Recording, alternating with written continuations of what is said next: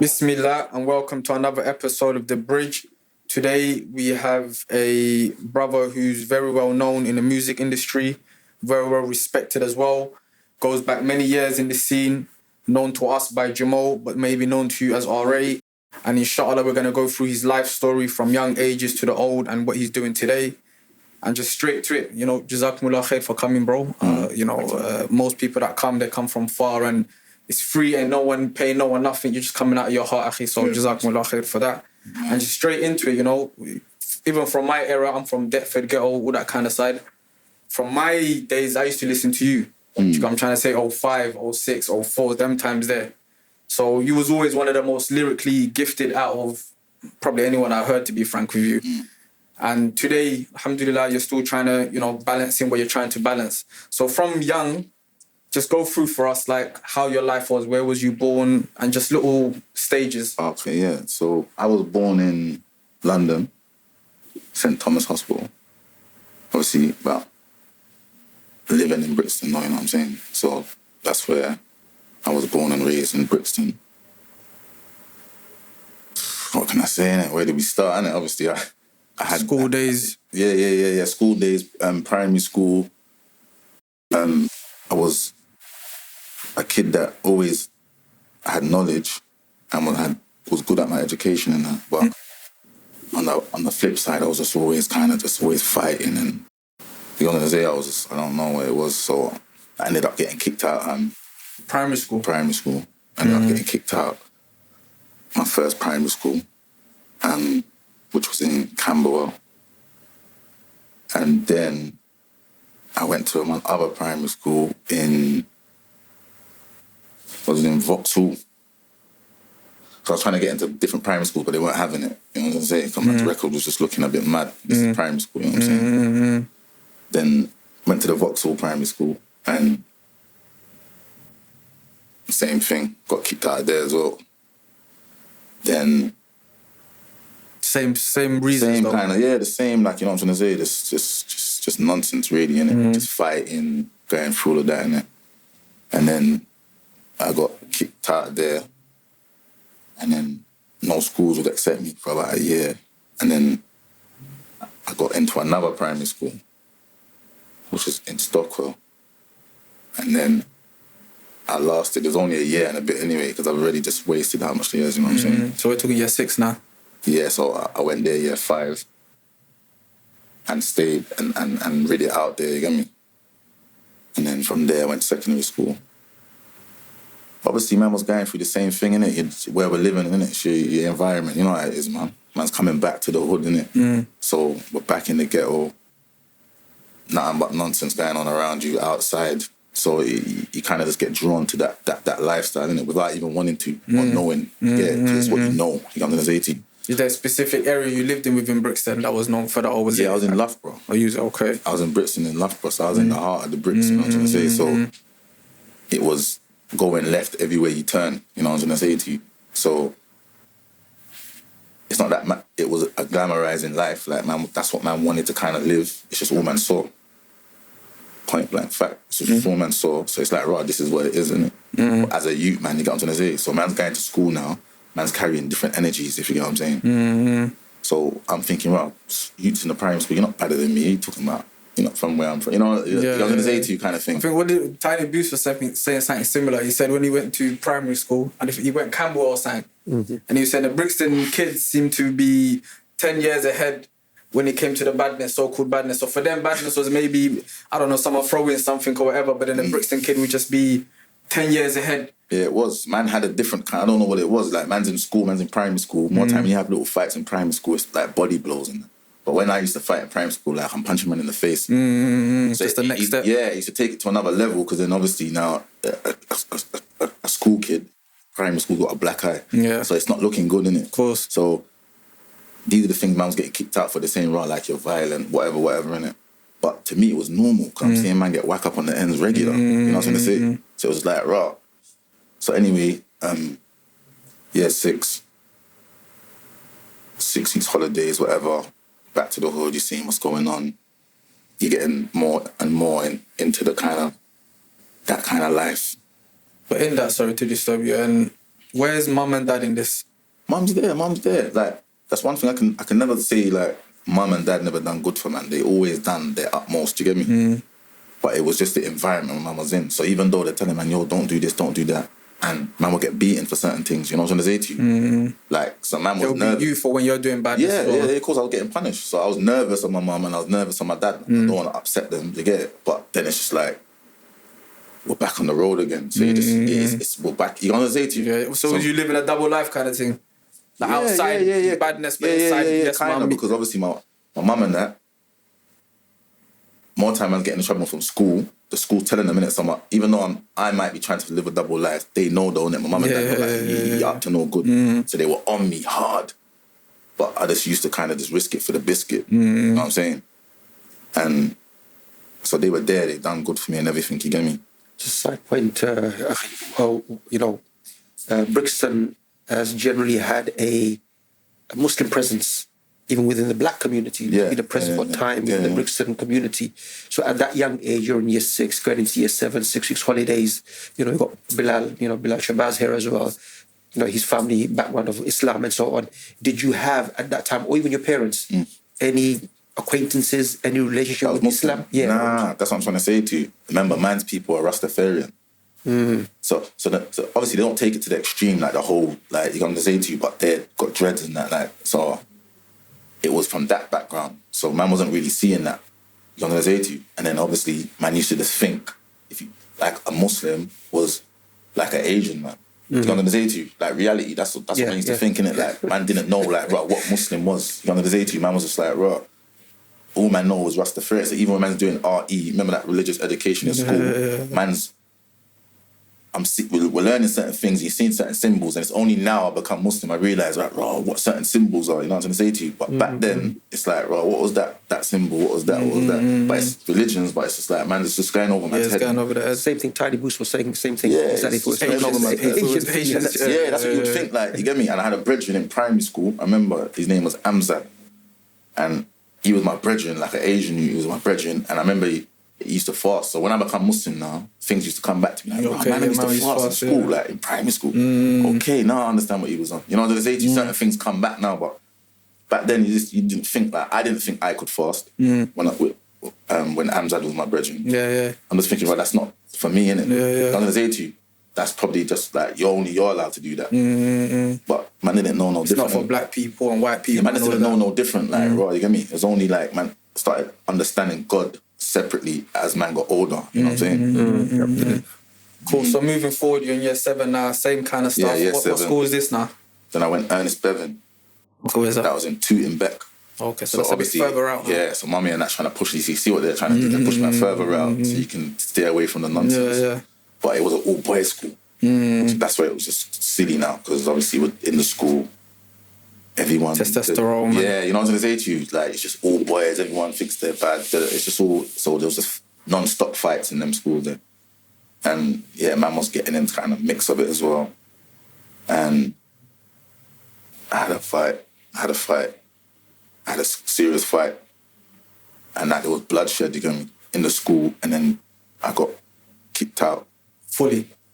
Yeah, permanent. Excluded. In year 7. Year 7, Year 7. So then now it's like, look at this now. Back to the drawing board. Boom. I think man got a year. I think a good 6 months or something, man couldn't get into school. And then no one would accept him, man. And then Jeffrey Chaucer. Oh, Jeffrey Chaucer. I heard of that name. Old Kent Road. Okay, yeah. Like the elephant, actually, you get me? They accept him, man. So we're going. But remember, bear in mind now, I'm from Brixton. And even though we're in year 7, I know, like, what's going on in Brixton. Okay, so you're already privy to the Brixton and Peckham kind of beef, basically. Yeah, I know what's going on with certain little things, you know what I'm going to say to you. And I know, obviously, everyone wants to come up in it, you know what I'm going to say. So when I've gone there now, it wasn't what I thought, though, and I actually was cool with Nuffman. Even Nuffman from Peckham and that as well, you know what I'm saying. I was actually cool with them.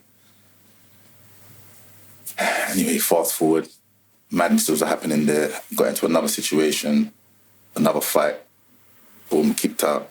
In year 7 itself? No, yeah. No, I remember I had to miss whole year 7. I had to start year 8. Okay. I started year 8, kicked out year 8. Then I had to chill. And then the deputy head of year 8 in Jeffrey Chaucer, he moved and he went to Kingsdale. So obviously we've applied for Kingsdale. They're not having it. And then obviously the head teacher actually ripped my back like, like, I remember you from the camp. I'm going to give you another chance, you get me? So I've gone Kingsdale now. Boom, but it's Kingsdale now. That's where everyone is. Almost bread. Like, it's just all peak now, yeah, on the 80s. And I was trying to hold the fort, end up getting kicked out there as well. Because the thing, he was a Muslim. He's Mr. Morris, isn't it? Mr. Morrison. Mr. Morrison's a Muslim. Is he Muslim? At that time, in Jeffrey Chaucer was a Muslim, and in Kingsdale, now he's the head, in Kingsdale. Yeah. Muslim, I think. Yeah, imagine that. Mr. Morrison. Jamaican, yeah. Caribbean, yeah. Hey, man used to hate him, man. Oh, my days, bro. Head teacher, he used to be on, man, bro. Yeah. But yeah. But he's the same person that brought you there, though. Yeah, because when I got there now, he was just on me. It's like, right, you brought me here to just be on to me, you get me? He might have liked you. That's where sometimes he did give me a chance. It shows in different ways. He did give me chances still. But man, when I say I used to hate him, okay, cool. I never used to hate him, but just man used to run from him. Like if man see him, you know what I'm saying to you. So man was just shook of him, Mr. Morrison, you get me? But obviously he did man good, so I can't say him. Yeah, I think it comes from it's the old school way of dealing with things. You're a bit more harsh on the ones that maybe you care about, but the youngsters don't understand that. Yeah, he was on, man, and he used to like. And him and that's why they allowed me not, because him and my dad used to be cool as well. So then my dad would just turn up at the school sometime if I'm on stripping, it's just randomly take me out of the class and that with Mr. Morrison and that, and just pad me up like behave yourself and you know what I'm trying to say. So Bilal, you probably know his brother. His brother was chairman of Brixton Masjid one time. Okay. I think Osama Morrison. They moved to Norwich. Friends of Tariq. Oh, that's Mr. Morrison's brother. Okay. I think so, yeah. It's a close community. But at that time, Jamal, in terms of year 8, 9, any affiliations to anything in Brixton, any kind of like gang affiliation? Yes, like, when I'm into that, when I'm come to like year 8 now, year 8, because remember, I'll be real with you, and I kind of missed it out. When I was like 13, 12, I think, 12, I got arrested. Yeah, for a fight in the estate with the older boys were having a situation, and I was just involved. And then obviously police come, I just got nicked. But I didn't know nothing about nick. Like, I was cuffed out, straight prison, police station. It was all hectic. Fingerprints and all of that kind of stuff. No, it was just, remember, we were mashing up the man and having a fight with this one youth, and I just got involved in it. I'm young, I'm just there throwing punches like an idiot. Everyone's cut. But I'm not knowing, like, they've cut because obviously they've seen feds in it. I'm just there, oblivious, and that's when I just got nicked in it. And then, but they NFA'd me though, you get me? Because I was young. They said, nah, you couldn't, you know what I'm saying? So I got loud anyway. But, so by then, I was rolling with a couple of the elder dons, you know what I'm saying to you, in the estate by 13 and that. You know what I'm saying? So man was more. What year are we looking at? 2000? 2000? We're talking 2001, too? Nah. I'm talking about 99. 98. Okay. 98. I'm just trying to connect it to the Muslim, when the brothers are on the scene and how we can try to... So I'm trying to ask you. 98. Dates. Yeah, 98. I was 13. Yeah, 98. Okay. And then that's happened. So bear in mind now, I'm more affiliated with certain man, you know what I'm saying, kind of thing. So I'm more affiliated now. You know, things are happening. So I'm going to school now, and it's like, raw, like I've got a different kind of energy now. You know what I'm saying to you? I'm part of something. Yeah, and it's like, you know, we got to uphold this thing. So man's going to school, whatever. Mr. Morrison allowed me anyway, so he did allow me up until, I think, year 10. So I got there year 8, and then I made it to like year 10. But I was on the verge, I was getting excluded. They even sent man on some course to a prison, and what was it? Scrubs. Okay. They sent man Scrubs. Just to see what this would look like before you go there. You lot need to look at this now because you lot got to end up here. That was the kind of thing they were dealing with, you get me? So he did help, man, still. But anyway, that didn't work. I got kicked out year 10. Then I went to centre. And then when I went to centre, year 11, I done my GCSEs. I sat my GCSEs, but then as soon as I sat my GCSEs, I got kicked out of it. So just questioning on that, Jamal, in terms of, you know, what was going through your mind at that time? I'm getting into this fight, I'm getting excluded. I didn't know. I just thought it was normal. But it's not normal because obviously when I'm going home, my mum and dad's upset with me. So it wasn't normal. But I'm like, this is all man know. Like you're gonna say to you, this is what man's seeing. Man's going out to play or whatever, and like, this is what it is.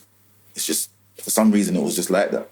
Was it more to do with, let's say, somebody's wronging you, you're defending yourself, somebody else is being wrong, so you're coming in a way of look? Yeah, that was how it was. But I always used to get penalised as the bad guy. So like I was always that man that I would help man's brethren.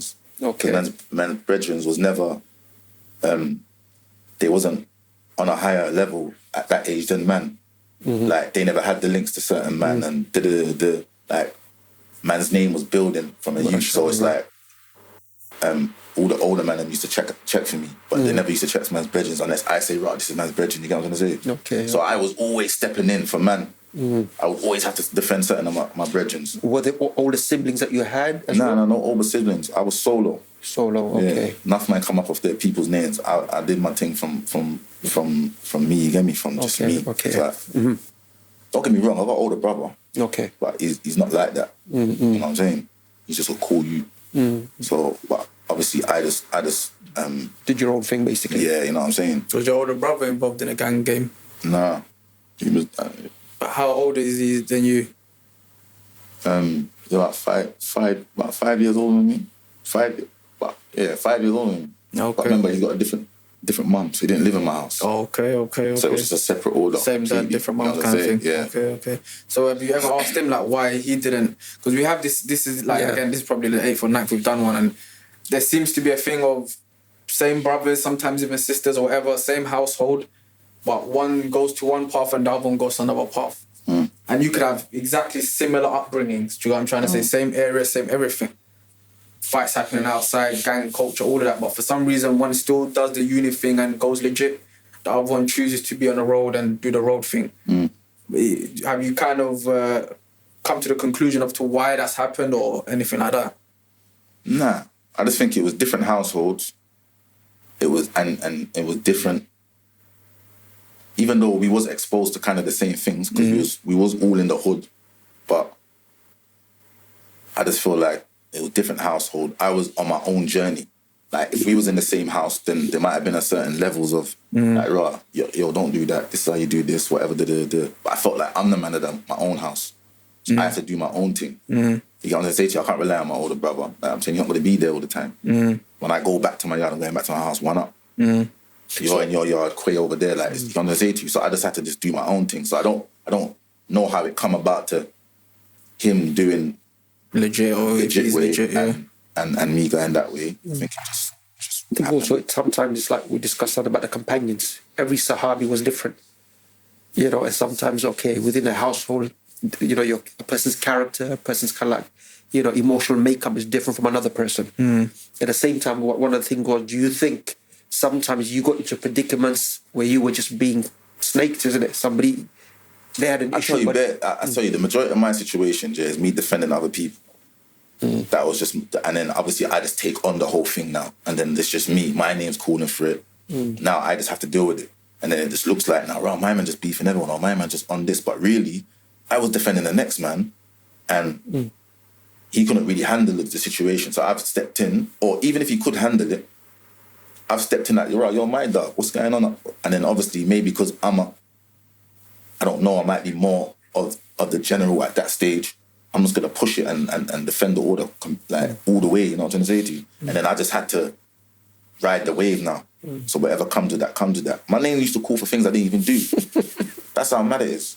I would have proper situations where man want to like proper get at me for something that I didn't even do. And I would say, right, what are you lot talking about? And then man would be like, no, you know, and then it's just like, right, I'm not going to beg you here now and say, plead my case. It weren't me. Now you're saying basically, you're still on me. Like, cool, let's do this then, innit? You know what I'm trying to say? But so that's either ignorance as well. Positive in the sense that's good character. Yeah. You know, Allah Ta'ala blessed you with to maybe for you to see a blessing of it later on. But I was going to say the side point, we're going to have to change your name, akhi, now. Yeah, you need to be Hamza, Khalid bin Walid, or Umar bin Khattab, man. Not Jamal, yeah. Even Jamal, you're beautiful, but I think... a different name to it. Yeah, so I think that was just a kind of wave. And then obviously I went, and then after I left school, centre. I did a robbery, and then I got caught for the robbery, and then I went in jail. So that 2001, I went in jail 2000. Yeah, 15, 16 now, yeah? Yeah, yeah, I'm at that many ages now. So now I'm just fully, sorry, I'm skipping in it. 14, 15, I'm out here now. That's just what it is now. School's done, education's done. School's done, we're on the road now, boom. I'm starting to kind of do certain things, you know. Robbing is the main thing? Nah, man was kind of hustling as well. Okay. I was doing a little hustle here and there. As like man was young, but man was hustling, doing their thing, cutting through. And then obviously man would robberies here and there as well, you know what I'm trying to say. And man did a robbery. Man got caught for it.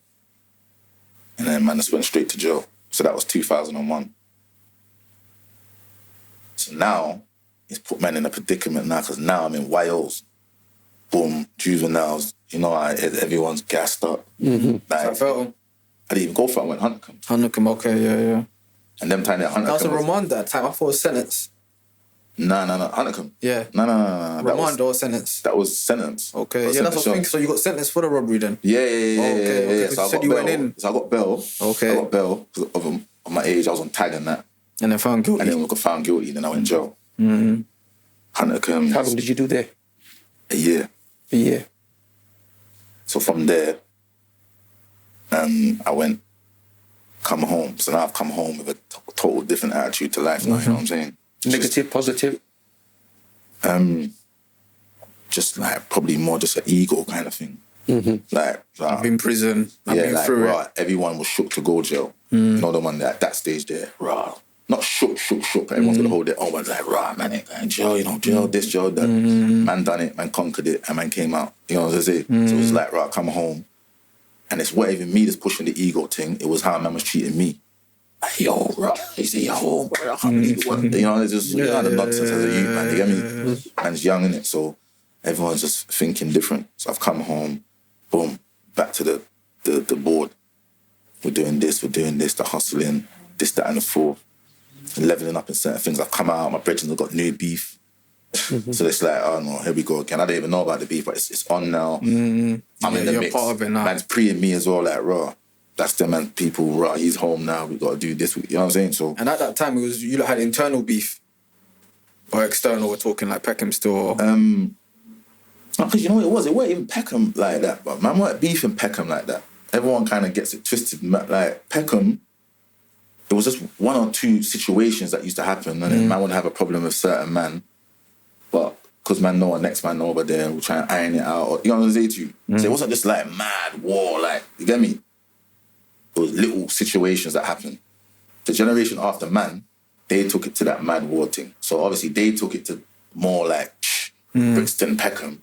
Obviously man's thing weren't really like that. It was just here and there, man had one or two situations. But then there was man in Brixton, that's cool with certain man in Peckham. Feel me? Just taking you back to 2000, when you went into prison for that 1 year. Any brothers you linked up in prison? No, that's what I'm trying to say. And I thought about that the other day as well. When we're in the jail, everyone's going to church. Them days, yeah. Everyone, like, you walk, and then and now I remember it, Friday, when they used to call for Friday prayers, there'll be like 2 men at the gate. So it's like, it was like, where you going? To a man, and the man said they're going mosque. But like, again, you wouldn't really think of it like that, like, okay, cool. But church is the thing, innit? Like, everyone's going to church. Church is so rammed, they had chairs outside and things. And those two brothers going to the masjid, to the mosque, anybody you knew? Were they from they were from Brixton? Asian. Oh, yeah. I'm going to guess that one. Okay. It's facts, that's what it was. You know what I'm saying to you? Like, it was Asian, man. But these times, my brethren, my co-D on that case, he's Muslim, but he's black, innit? Back then he was Muslim? He was Muslim, but he's born Muslim. Okay, so he wasn't really... African. Yeah. So he was just born Muslim. But man didn't really pray it like that. When I realised his name, saying, hold on, you're like... Muslim. Yeah, and then obviously... So when them man started going in jail now, and they're in jail, they're going mosque and that, innit? You get it? And obviously, but he wasn't in the same jail as me because he was younger than me. So I didn't see him on my bird at all. So that's the only person I could say, yeah, Muslim, them times there, who man will kind of pre at 15 and them time, you get me? And then I was... So moving forward, you know, you're out now. What's happening now? I'm out now. Like I said, there's new beefs going on. bare little situations happening. Man's kind of in the thick of it now. Now we're starting to like level up from little fights. Now we're doing other things. You know, and as you mentioned, within the Brixton community, within Brixton. Yeah, that's what I was going to say to you. It was within internal the beef southwest. was the problem. It was more the southwest. It was that side we were having situations. It's like that angle more that way. You get me? Not Southwark. You can't say to you. It was more that way. Man started having issues with it. So then, and then man was just conquering that, and that's what it was. And then any little situation man used to have out of the ends, man would just deal with it. So man's name was getting to a certain stage where it's like, yo, these man ain't man to play with kind of thing. Because we was trying to do it properly, you know what I'm saying? Side point to that, I mean, not you specifically, but amongst youngsters and youth. I mean, look, why was it happening back then? Why is it happening now? You know, what kind of solution? Put Islam aside for a moment. So, you know, I mean, these about justice for all anyway. But why youngsters were doing that back in the day, and why is it happening now? And what kind of solution would you say needs what, like to the be? beef kind of thing? Yeah. It's man's where man's ends is from, isn't it? It's a man's had ends from a different end. I wouldn't even say it's postcode to that degree because it gets bigger than that. But a man would have a situation with a man, him and him's cool. Because majority of beefs out here now, I'll be real with you, is man was in the same camp that used to roll, and they just branched off now, and it's just gone now left. or then back then. Now it's Now, okay. Now. Back then, it was more either at different ends, we got a scenario, whatever, or one man's had a situation. That's how it starts more time. A one man, me and the next man could have had a situation randomly in a rave or over a gal. Silly things, like you could just have a situation with a man and then you and him get into a fisticuff or he might run you down or something. You're like, all right, cool. Boom, when you go back and do your history, bro, my man's from that block. Okay, so that was the point I was trying to make. So, you know, your parents as an example. It's like in Lewisham, there's been a few generations recently, some of the old school ghetto boys, like their parents are friends, got along. It was a community. What went wrong? I'm sure your parents, everybody knew everybody in the area. Yeah. And they were like, you know, coming together at parties and meetings and so on. What went wrong with the younger generation then?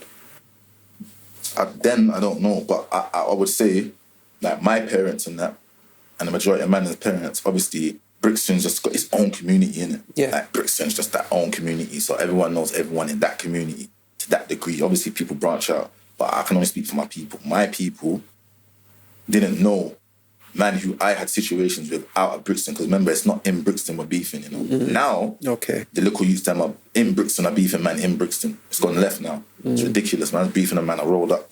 Okay. But then it wasn't like that. Brixton was just calm, but man's beefing man out of Brixton. But that way. You know what I'm saying to you? Okay. So obviously man's family didn't know them people's family, or because of like certain man, they're African, basically. Okay. Man might just be African and have African parents. Man's people are Jamaican. So and because they're from Brixton, they might not be in that to speak to people over there like that. You know what I'm saying to you? So coming back to the solution-wise, let's say hindsight, you know, back then, what would have been a solution? Because people are poor. Southwark, here, there, you know, other ends in southwest London, everybody's struggling, the parents are struggling. Why would youngsters want to go and harm their own people who are in the same predicament? What kind of advice can we give youngsters now so that we don't repeat history again? I would always just say that the youth them need to understand, they need to know their self and need to kind of sit down and understand that what they're doing is a madness. If man can break them, then I think the cycle will break. But you see now, it's even more techier because people are dying.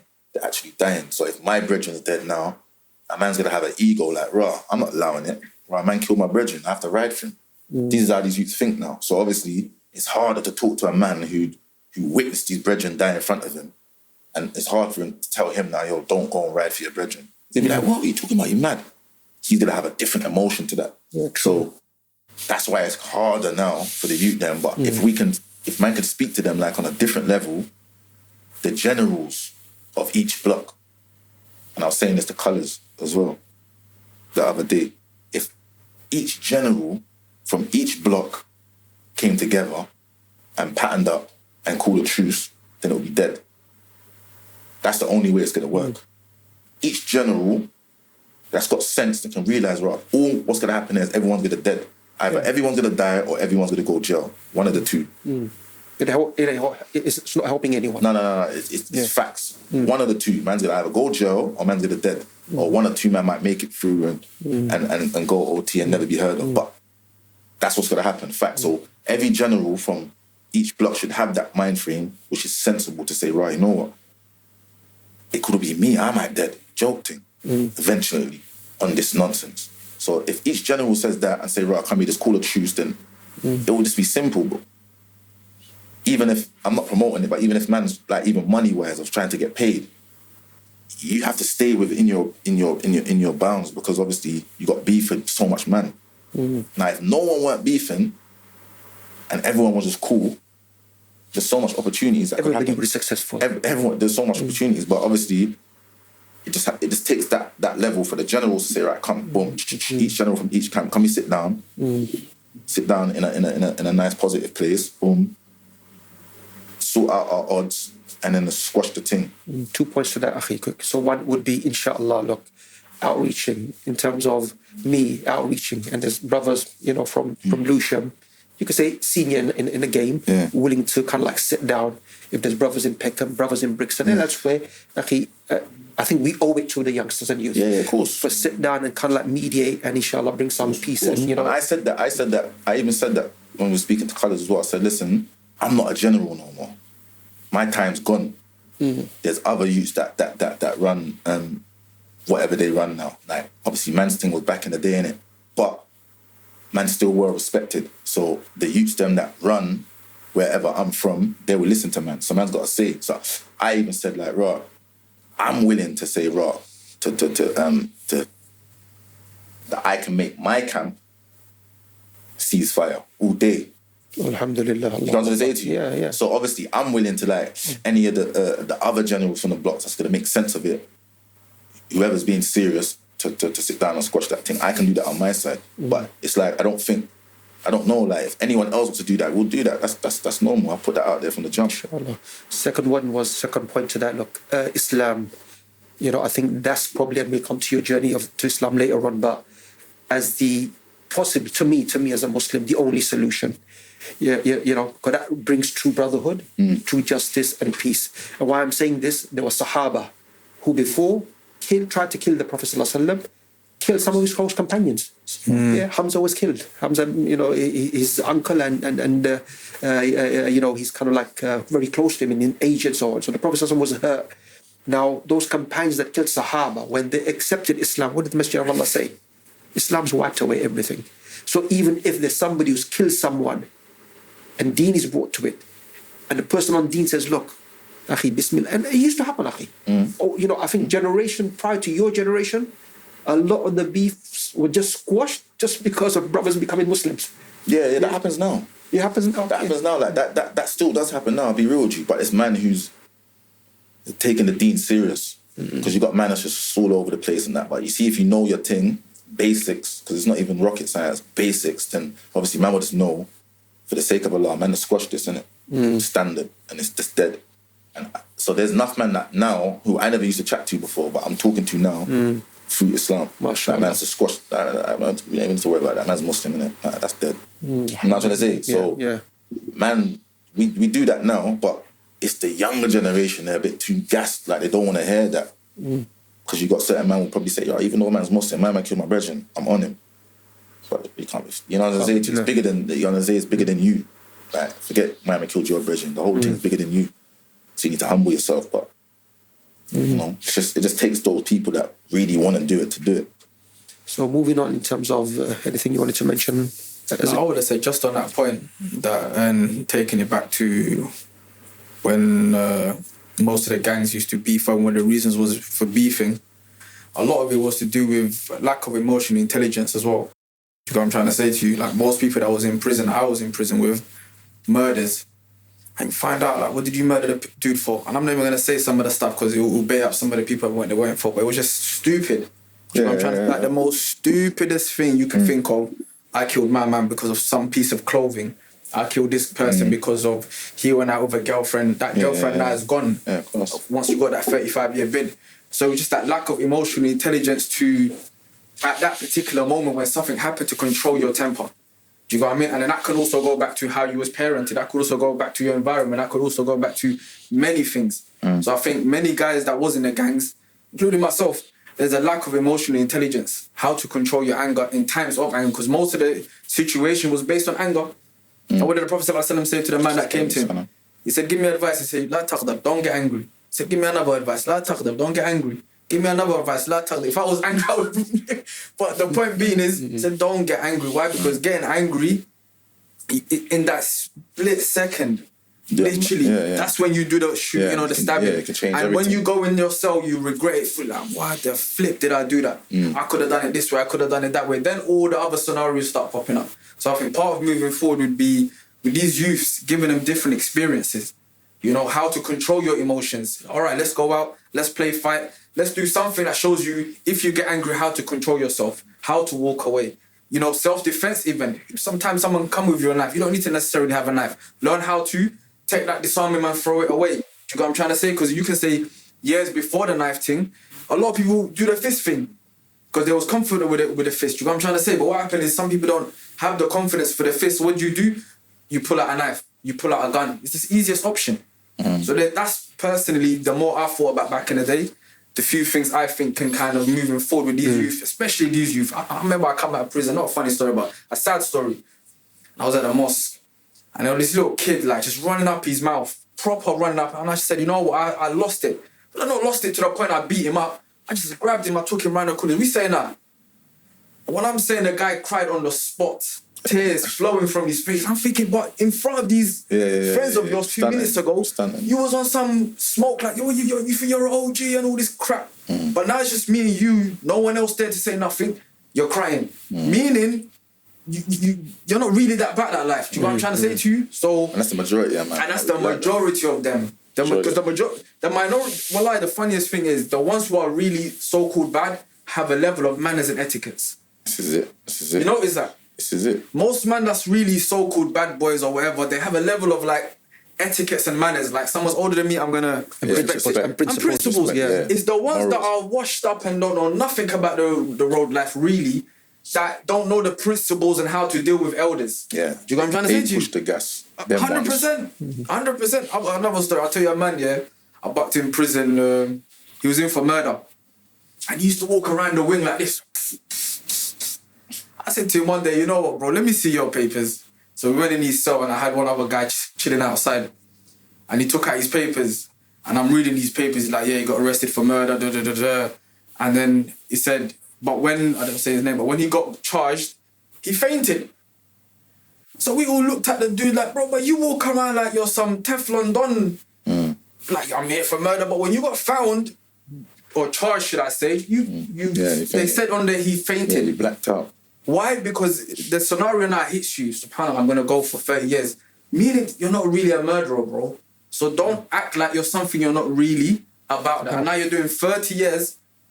And then you come walking on the wing like that with your chest out. Your chest out, like, I'm here for murder. You ain't learned. Like, you ain't learned the lesson. Until some people put you in your position, which happened to you later on. Yeah, you come across them man on a regular. And that's the majority of dudes in prison.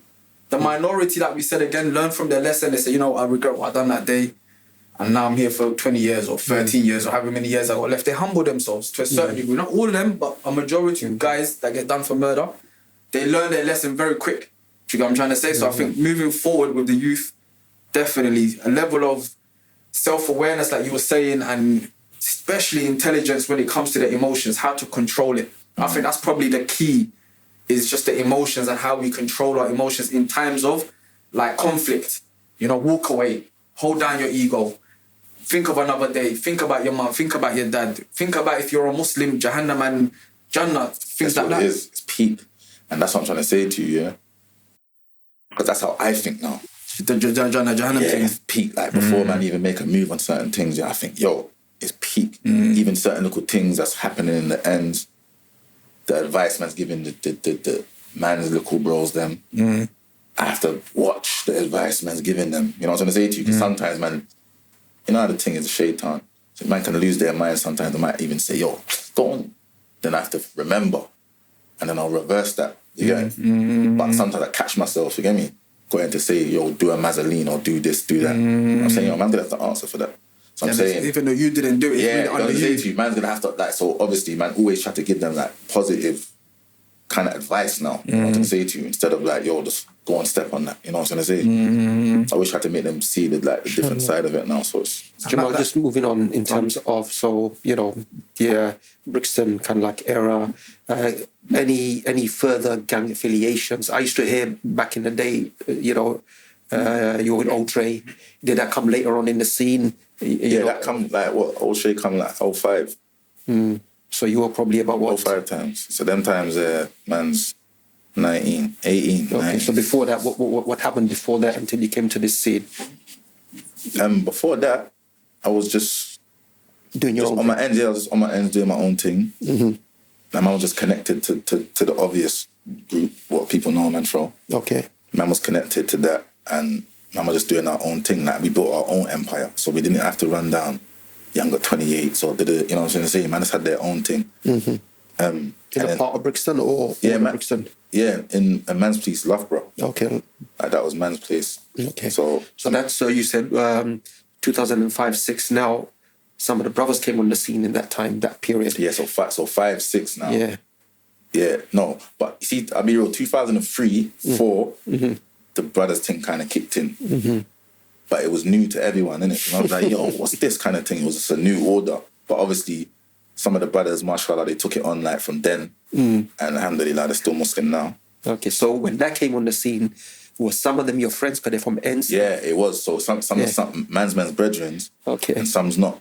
Okay. So it was like, now, but it wasn't like they were a gang or we were against them and they're against man. It was just like, rah, like the brothers, like, man, are turning Muslim. Okay. It's like, oh, rah, cool, each their own, innit? You know what I'm say? And man was just still cool with everyone. That's why it was mad. Like in Loughborough, we were the only ones that was cool with everyone because we knew everyone. You know what I'm gonna say? We were just cool. But what happened is, when we had the connection now with the Old Trey thing. Okay.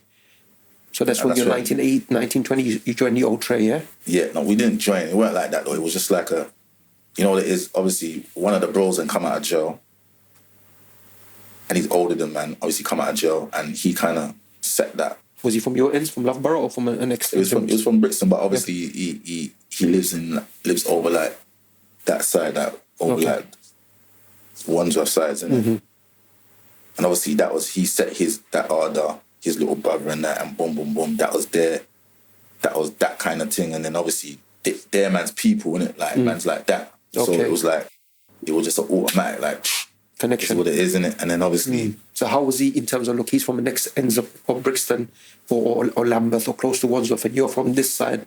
How you connecting? Nah, it was connecting because obviously he's from over there. Okay. But he was a 28. Ah, okay. You know what I'm trying to say? So it was just like, it was a connection car. There was enough man that was 28s that didn't live in Brixton. Oh, okay. You know what I'm trying to say? Elder generation, you get me?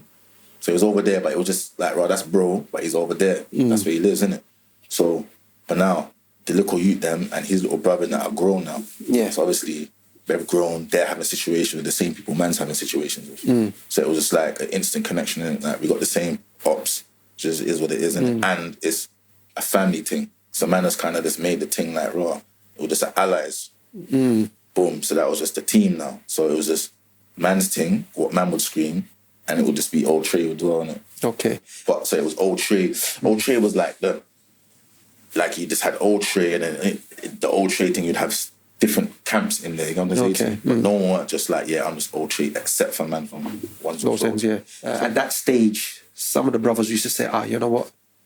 Okay, the brothers kind of like anti-Muslim, you know, they're hating on brothers, and it became like, okay, that particular group, which you might have been a part of, just anti-Islam and Muslims. Any truth to that?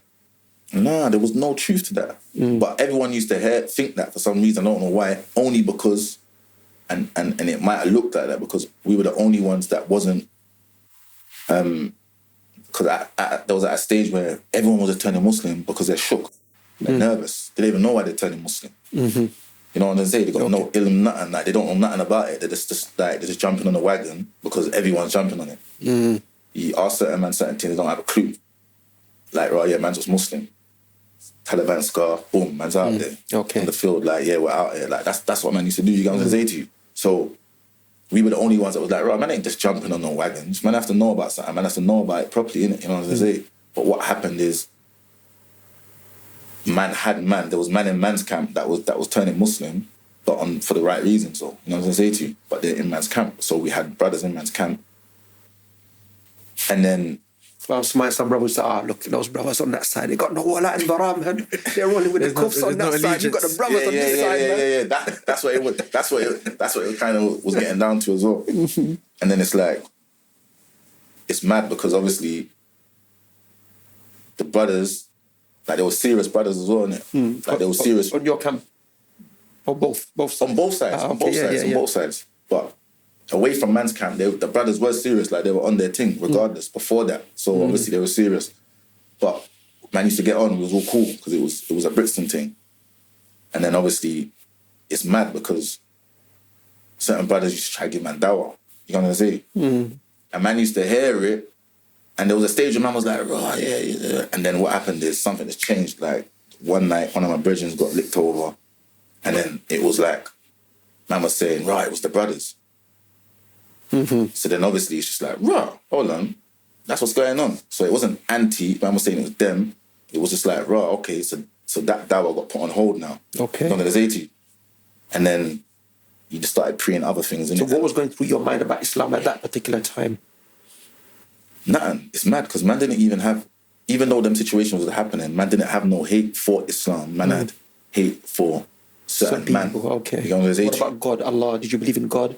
I believed that there was a God, but I didn't know who, or what was the right. You know what I'm saying? Man will just say, man, ask you anything. Man say, yeah, man's a Rasta, you man. You know, another one there. You don't even know what you're talking about. So when you check it now, you're not following another Rasta kind of stuff. Yeah, you know what I'm saying to you, man. Ain't and when you check it doesn't make sense as well. Oh, when you check the Rasta thing, you mean okay. Yeah, when man's looking at something around saying even really, you know what I'm saying to you, kind of thing. So it's just like, right, cool. Man, just in the middle. I always used to say, right, I just believe that there's God. Boom, I don't know. Like, boom.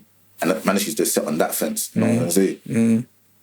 But then when that happened, it just kind of went a bit left. Then it was just a bit awkward between enough man. But there was nothing to do with anti-Muslims. Like, no one had hate for no Muslims, for no brothers. I think man was just, a lot of people were using that as an scapegoat. And I think what happened, when man was in man's time, a lot of youths who man might have robbed or violated, they've obviously reverted now to Islam. Okay. So it's like raw, and they're still on this road thing. So now they feel like they got that kind of backing and like, stuff. Raw, that man there, you know. So they'll just slander man.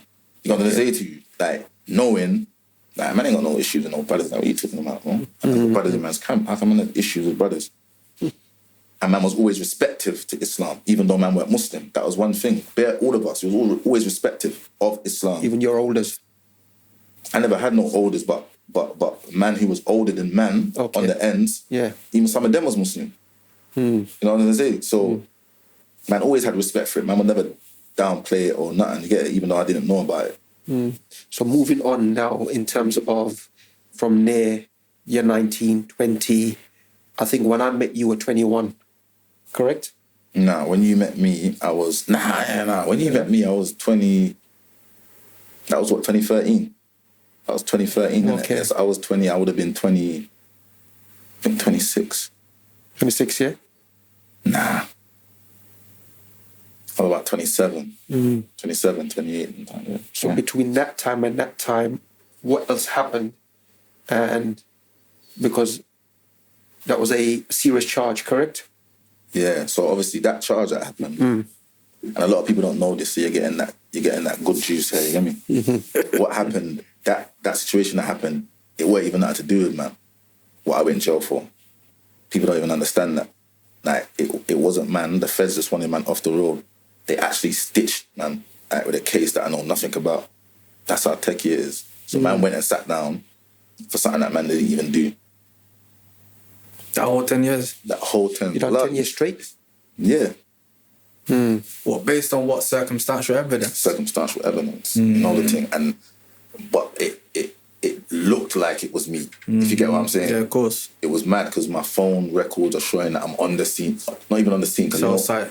Yeah, the cell site on a certain area. So the phone records are showing that I'm on the ends of where the shootings happened.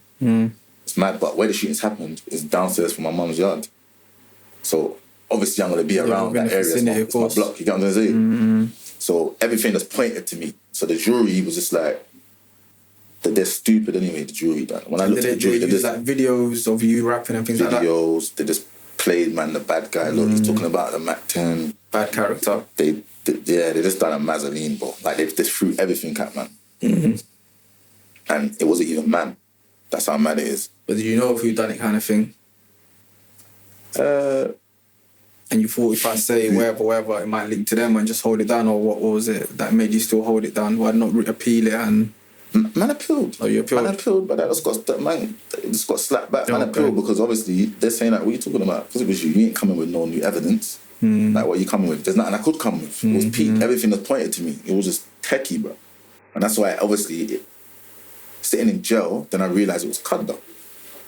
Because obviously man wouldn't probably have found Islam. You get it? So I don't even stress me doing that 10 no more. Before I used to be upset, like, yo, now I don't even stress it. I'm saying, right, more time. Because obviously that was the best decision I made in my life. Taking Shahadah. And obviously that happened on that sentence.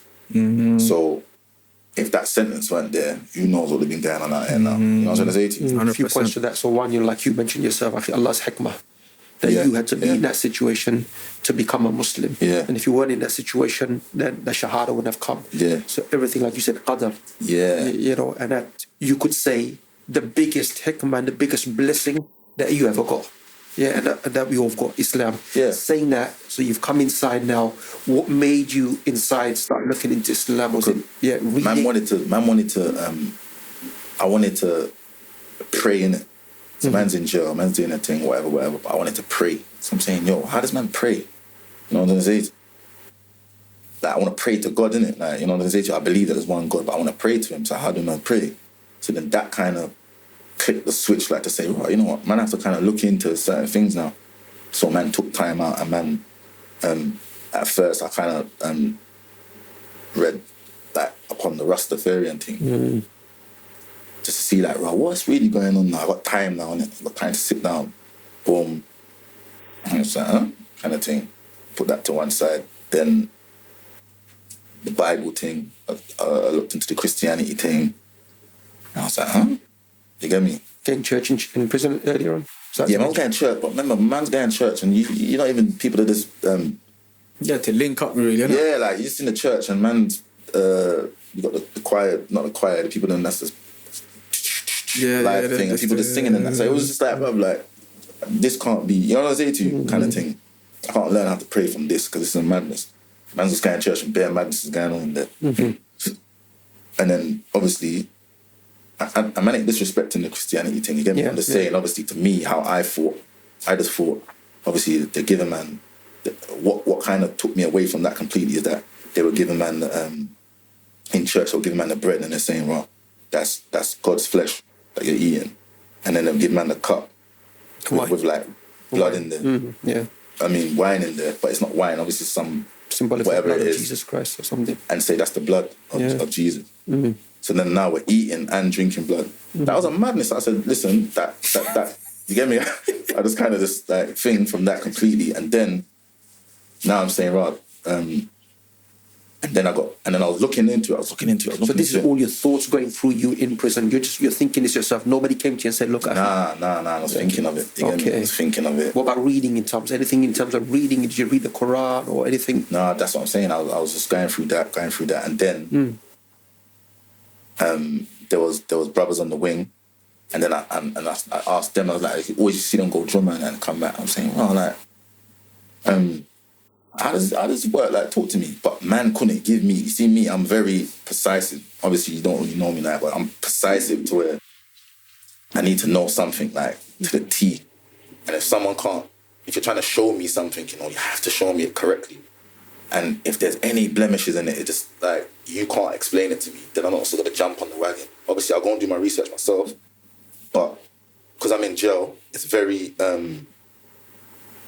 can't just go on Google or go here and there. And, like, it's very limited, innit, of your information. So you just have to buck up on brothers with good knowledge, you know what I'm saying to you, to get that kind of So where man's giving me dawah, I'm asking questions, and man can't answer my questions. I was like, I'm gonna get back to you, and man don't get back to me. See other brothers are asking questions. They can't. It's just not what I want to hear, innit? Like, you're not answering my questions, so it's just like, raw. And then when I moved jail now, I moved from that jail, and then I went to another jail, and then there was just bare brothers. You know what I'm saying to you? Like, it was peak, and I'm like, okay, now I can make sense of it. You get it? So now, and I see man having like studies on the wing and bare things. I'm saying, And that jail where I went to, at that time, there was so much Muslims in the jail that you had to have Jummah on the wing. Like, everywhere's just full, the chapels and all of that, you get me? So everyone can't fit, so we had to have our own one on our wing. Like in one, like a big space in our wing. So it wasn't hard for me to go Jummah. It's on the wing now, innit? So obviously... have you taken Shahadah yet? You still haven't taken Shahadah? No. Yeah, but it's on the wing, so I can just go in Friday comes, I can just go in there and sit down and listen to the imam and that, you know. But I'm talking to the brothers, innit? The brothers are giving me dawah. And the brothers are giving me some serious dawah. I was like, yo, it's peak. Like, there's no kind of like, okay. Then I'll go in myself, boom, boom, boom, think of whatever. Come back out, questions, Brothers are just answering me, off their head. I was like, okay. And then it got to the stage where there's no more answers now, no more questions. It's peak. Like, it's there, it's in your face. What are you on? You know? And then I was there. Brother come to me like, man, are you ready? How many years into the sentence now? 5 years. 5 years, okay. 5 years. So brother's like, man, like, what's... You get me? I'm saying, yeah, soon, man, soon, I'm ready, soon, you get me? And then soon just come to like weeks are going past and I'm still saying soon. So then I had to sit down and say, why am I still saying soon though if I know the things are true?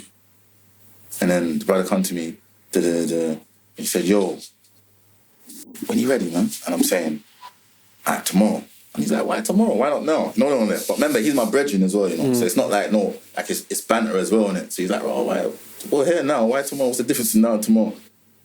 And he's like, yo, but obviously, he's like, the problem is that you can go to bed now and don't wake up. Allah can take your soul while you're sleeping. Then you won't be Muslim. And you're gonna say to you now what? And then I was like, yeah, that's for real. And he was like, it's a shaitan, man. That's just in your head trying to make you just divert the thing. You know what I'm saying? And then I was like, yeah, for real. I'm saying, yeah, shaitan can't beat me. So I said, right, come, Shahadah. And then it was just simple like that. I just went, I took Shahadah there and then. And that was it. There was no turn back from there. It was just on the go. So in terms of that now, as you're Muslim, you're a young black man from South London that has his own identity, but where does your Islamic identity fit in there? And how do you feel about being a Muslim? At that stage? At that stage and also now? Well, at that stage, it was just like, yeah, it is what it is.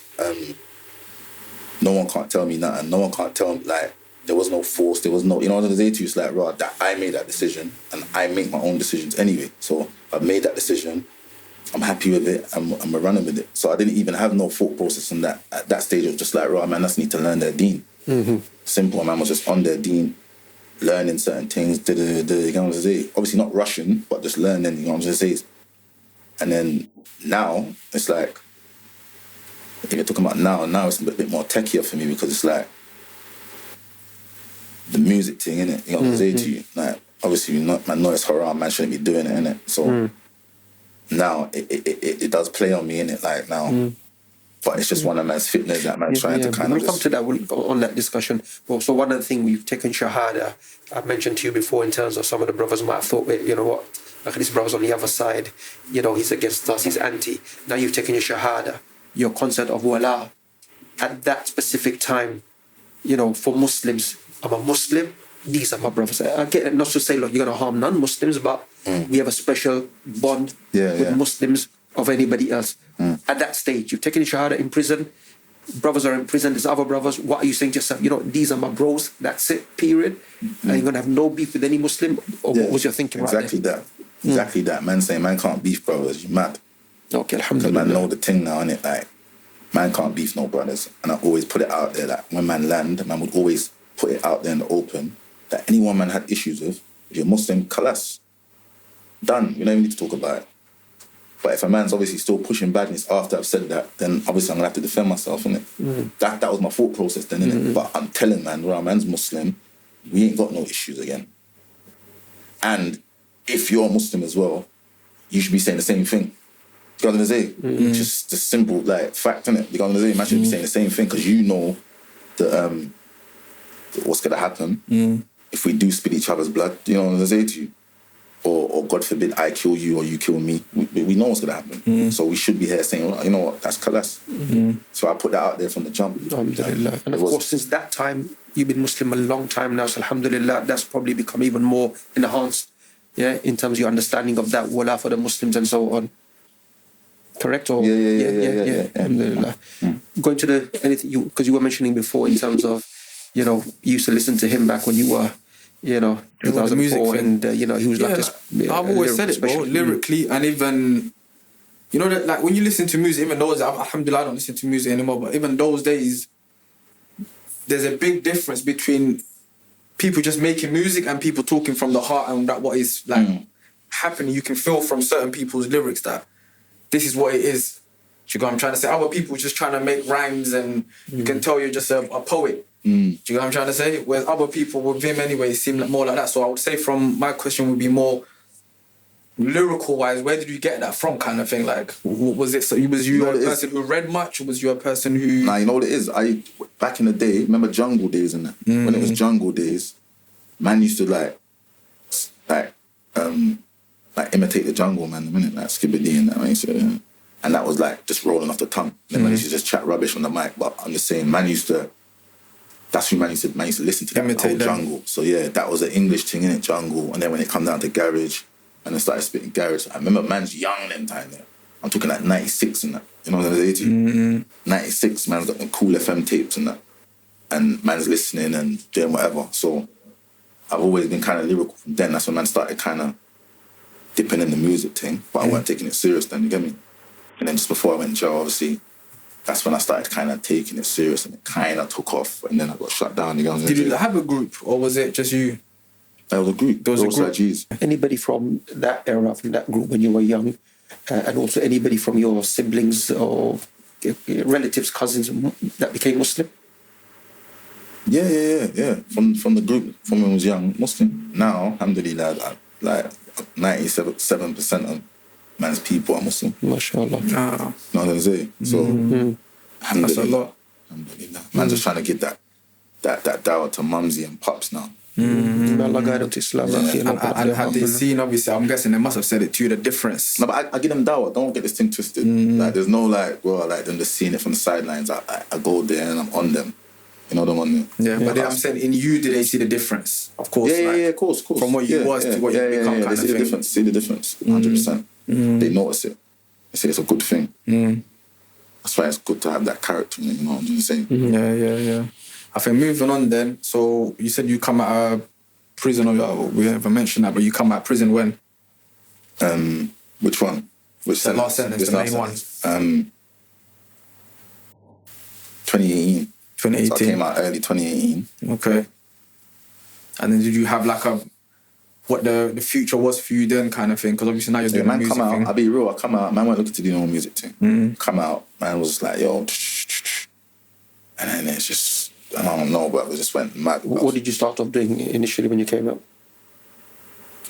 So when I come out, obviously probation was on to me, you know what I'm saying to you. So obviously they push man to have to do certain like construction work and them things. You know what I'm saying? So I had to do certain courses, craziness, you know what I'm trying to say to you. But it wasn't working out, innit? Like to that degree, paper wise. So man kind of, you get it? But you know what it was? It was just, because the music thing's always just been there, you know what I'm trying to say to you? Like from young, it was hard to kind of just shake, you know what I'm saying? So, man ended up just, like, people hitting, man. So as soon as I come out, I got bare people hitting, man. Like big rappers and big producers and all that, you know what I'm saying to you? So it was just hitting me left, right, and all that. So it was a hard one. And then stuff for a lot, man, that's kind of just like, cool, let me go booth quickly, you know what I'm saying? And then it just went a bit, you know what I'm saying? Did you ever do anything with the brothers, PDC and SMS brothers, or, you know? Any what, music? Yeah. No. But that was the earlier stage, you came out, okay. It's a different time, different. But yeah, with PDC, I was about, like, before I went on this bird, when they were jumping and certain things were going on, like, I was always there, like, for certain things and a couple of little remixes on certain things, but it's just old school stuff, you know what I'm saying? So in that music scene now, just on that, do you think, like he mentioned, you know, Abdul Latif mentioned, in terms of you got a talent in there, could there be things within the music scene that you could do to challenge, let's say, oppression that people go through, whether it's racism, whether it's kind of like Muslims being mistreated, whether it's you of Palestine, Uyghur Muslims and so on. Is that something that you have done or something that you could do? I use man's platform to definitely do, like, if I can do good things for my people, Muslims as well. So anything that's going on, if you check, man, always post up, like, stories of, like, brothers, things that's going on in Palestine, funds and all them things there. So I would always kind of push those things. And obviously, man's whole aim is trying to just get somewhere where man can be in a bigger platform where man can push Islam. You know what I'm saying? Inshallah. So that's always at the forefront of things as well. Like, man, always try to use the platform or use the industry and kind of push it where I can. You know what I'm saying to you? So one of the things I was telling some of the brothers before, in terms of, you know, looking at the Sahaba, you have Khalid bin Walid, warrior, Abu Hurairah, hadith specialist, who narrated the most hadith of the Prophet ﷺ, Mu'adh ibn Jabal, who knows halal and haram. You have businessmen, businesswomen, Khadija, al-Mu'mineen, Abu Bakr, Uthman. Every Sahabi had a special uniqueness that Allah Ta'ala gave them. And what was special about them, they used it to promote the deen and defend the deen. Hassan bin Thabit was not a fighter, but he was a poet of the Prophet ﷺ. So, meaning, you know, maybe Allah's given you a skill, and that should be used to promote goodness, promote Islam, promote righteousness. The other point was, in terms of, do you think within the music industry, or maybe the music that you're making, there should be certain boundaries? Yeah, and I'm not saying this is the case, but look, some of the brothers might have naked women or semi-naked women, or they might be using profanity. They might be smoking, in their videos 100%. And so on. Do you think you yourself could say, you know what, as a Muslim, and, you know, side point, Bilal, Walid, stinks. He kind of like, you know, a lot of love for you, and I'm always kind of like bigging you up. Yeah, that's man's brother, man. And he would say, look, you know what, the brother prays, the brother doesn't do this, the brother doesn't do that, he doesn't drink. So, you know, you've got that iman. Now, could that be in the music industry that you put certain boundaries in place, you know, so that, okay, you know, we're not displeasing Allah Almighty? Do you think that could happen? Yeah, of course. And I always try to, even like, people's not going to notice it, but bare things even I do in music, I always try to not do the most. You know, I always try to keep it basic to a certain degree, so I'm not overdoing it. Like, I'm pushing certain of the things that you're saying. Mashallah. Say to you. Like, I always try to kind of go around that. So 100%, man can do it better. Yeah, of course. When man get in a better place, man can do everything better. And just change up the whole thing completely, you get me? And let's use that platform as a straight deed. Inshallah, you gotta say to you. But one of the things that once I was doing the research, I come past the convo that you done. See, that in itself for me, that's art. Like, literally starting a story, doing it lyrically, and it's as if you're watching a movie, literally, but wordplay.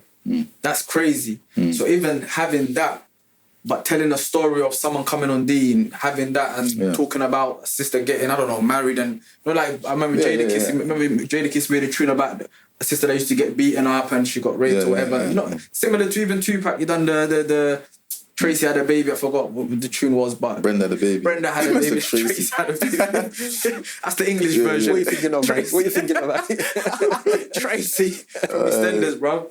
But yeah, do you get what I'm trying to say? You notice that the lyrical people of the past, Jadakiss and Tupac, they done something like that, whereby they tell a story, but the story is a very positive story. Yeah, I can do that. I think with your lyrics, and I don't think everyone can do that, but there's only a few people that have got the capacity to do a story like that and make it positive. Do you get what I'm trying to say? I think definitely, bro, that's something that can be done. Inshallah, man. Inshallah. And that's something that, inshallah, make dua for it. Allah make it easy for you and for other brothers to just at least push it in a different narrative. Do you get what I mean? Everyone can be leaders, and that's what someone, inshallah, will remember you for. Because there's been many musicians, Michael Jackson, all these big guys, but if you one day die, what are they known for?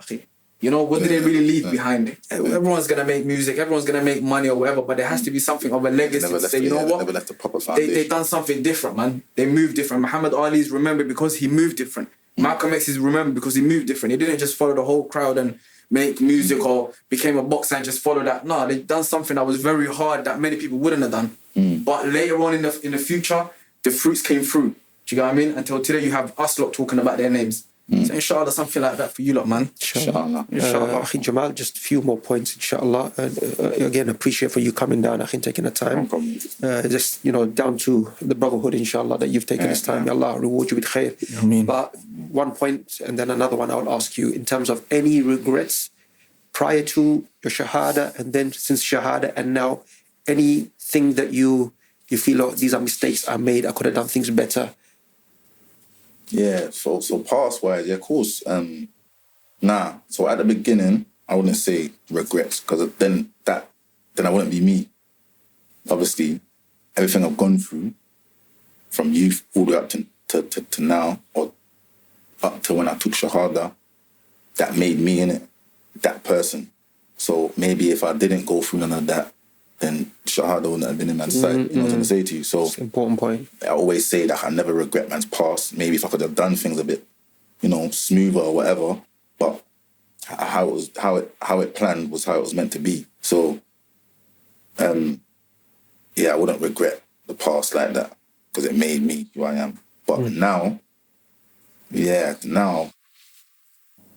man, definitely, man, always just make dua that man kind of not stray too much into this dunya, you know what I'm going to say to you, into the illusion too much, man. Always make dua for that. So, yeah, because man's obviously sinning in it. Man ain't perfect, you get me? So obviously man's doing things man shouldn't be. But obviously man just make dua for that, you know what I'm going to say to you. I mean, married now? Yeah, alhamdulillah. Yeah, kids. Alhamdulillah, kids. I think that as well in the industry, you know what? Women is probably the biggest fitna. And I think brothers. Yeah, no, my thing's calm, solid with it. Yeah, I think, you need solid wives, good wives. I think that's very important. But lastly, inshallah, some Quranic recitation, any surah you want to recite. Actually killing me, bro, man. I'm not the best of reciters. No, I just stick to Al-Fatiha. Easy one, you get me? Bismillahirrahmanirrahim. Alhamdulillah, Rabbil Alameen, Ar-Rahmanir Rahim, Maliki Yawmiddin. إياك نعبد وإياك نستعين اهدنا الصراط المستقيم صراط الذين أنعمت عليهم غير المغضوب عليهم ولا الضالين. Ameen. Jazakallah khair. Barakallah feek for coming. No, I was just gonna say, and even like now just reading the Qur'an, bro, I think another kind of thing that helps is spiritually. I don't think we talk about this much. Is who gave a reminder the other day and Ard Ads, and he was saying about Salah. And he said about he used to not pray because he thought, I'm being a hypocrite. I'm praying, but then on the other side, I'm sinning. And we know that shaitan, you just keeps delaying until one day you pass away, you ain't even done no good deeds. So part of that is spiritually. And we were saying we're going to start doing some things that brothers, we go away for a while and just spiritually do things that awaken the heart. Do you know what I'm trying to say? Go away, phones off, whether it's a desert, whether it's wherever it's going to be, somewhere that's just allows you to think. That's the beautiful thing about prison, is that when you're in your cell, especially if you have no TV, gives you time. You got to cut you, and that's what I was going to say. Because enough people go jail. I say, well, why did they always find Islam in prison? But they don't understand that you got time. On road, you ain't got time. So you're just up and down. To next thing you know, it's Sunday. Yeah, you know what I'm saying? To comprehend life and to think like that. Yeah, you ain't got time. You're up and down, up and down. Obviously, you're gonna have time because you always should have time. But you know what I mean. You got business affairs, family. You know what I'm saying? In jail, you're sitting down in your cell, door locked. That's you. So like, what excuse have you got? Nothing. Like you're there, you're 23-hour bang up. Some man's on 23-hour bang up. Man's doing like you're locked up. So that's the right time for you to kind of, you can open your book and can learn. You can just read and learn because you got time. It's not because a man's gone jail and it's like some people are shook. They took Shahadah or man's in jail and you know what, man just took it for the sake of it in jail just to be able to gang. And you know what I'm saying? It's from the heart. Yeah, people get confused. They don't understand that in jail you got a lot of time on your hands. So you got time to study. You got time to read. You got time. Look how long it took to take Shahadah, 5 years. 5 years. You got time. You got to say to you. So that's where you get time to read. You can sit down. Like you said, there's no excuse.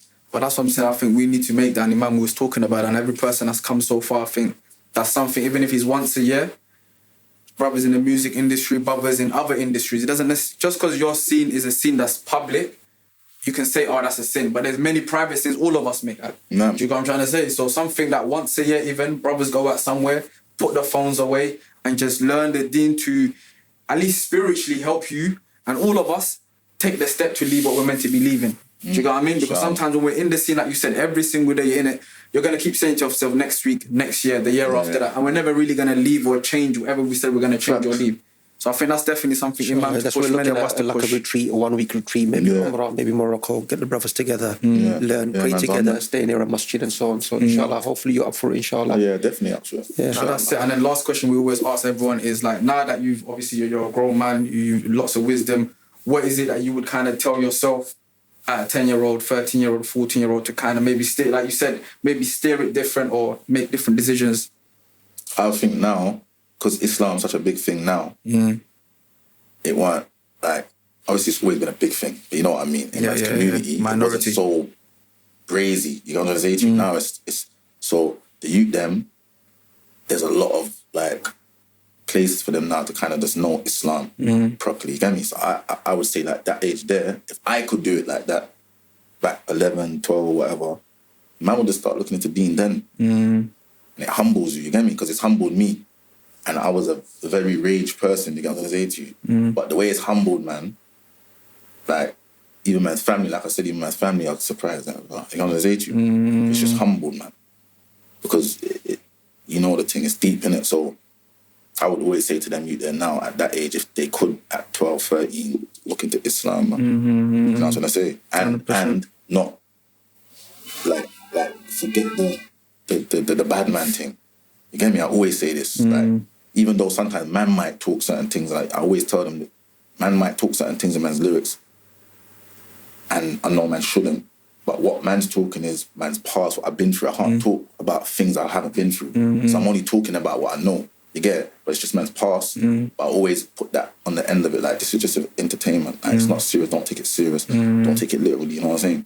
So I would say to the youth, them just kind of just, the bad man thing's a myth. It's only going to be jail or the graveyard. So just collapse it there, inshallah. No, Jazakumullah khair, man. Very informative. Barakallah feek for those tuning in, and inshallah we'll see you on the next one. Wassalamu alaikum.